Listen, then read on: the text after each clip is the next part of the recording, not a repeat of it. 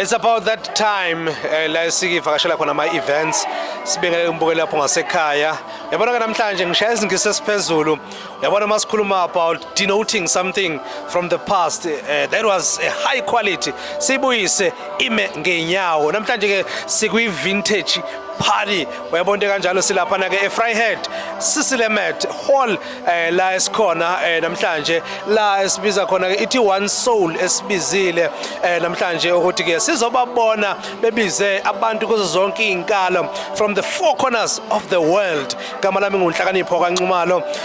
vele ke angidingi introduction uma sengiphethe isiphalaphala esihle kanje dadewethu asikubingelele ngiqale ngisho ukuthi you've honored invitation ngibuka inqephu oyijikijelile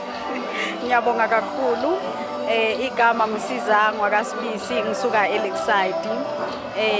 since ngifikile because ngisheshe ngifike emini ayi konke kusahamba kahle abantu bagqoke kahle yonke into nje i-right nje ngijabulile nje ukubalana even namanje ngisajabulile I'm very happy. Phofungane ngifuna ukuchecka nje mfowethu njengoba uchaza ukuthi ke ufike kusase early and futhi namhlanje namanje sisakubona ukuthi usase right and usagijima nge-energy yasekuseni namanje ngifuna ukubheka ke dadewethu mhlambe ke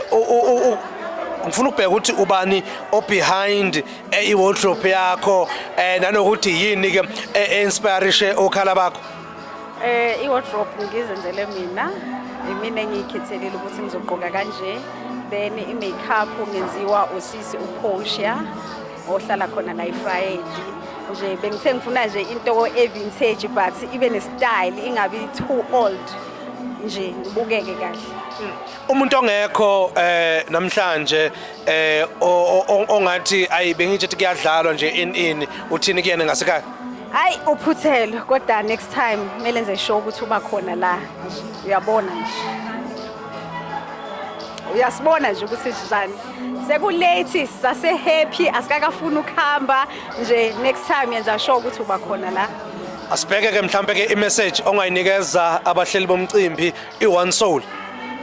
Siyabonga kakhulu ukuthi besenzela ama-event anjena la eFryhead kade singenawo baqale nje this year ikhona enye futhi ezayo ngoDecember sizoba supporta nakuyona nje siyabonga kakhulu nje ngalokho abasenzela khona.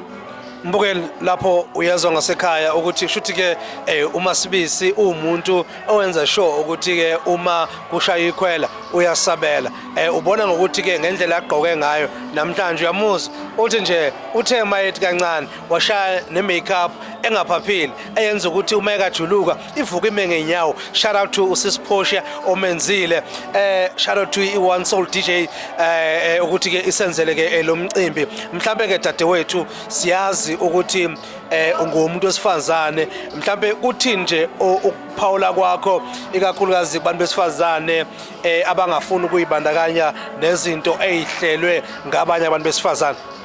No ngithi mina ababasupport abantu besifazane asibambaneni singabantu besifazane sisupportane siye phambili ilokho nje ngingakusho.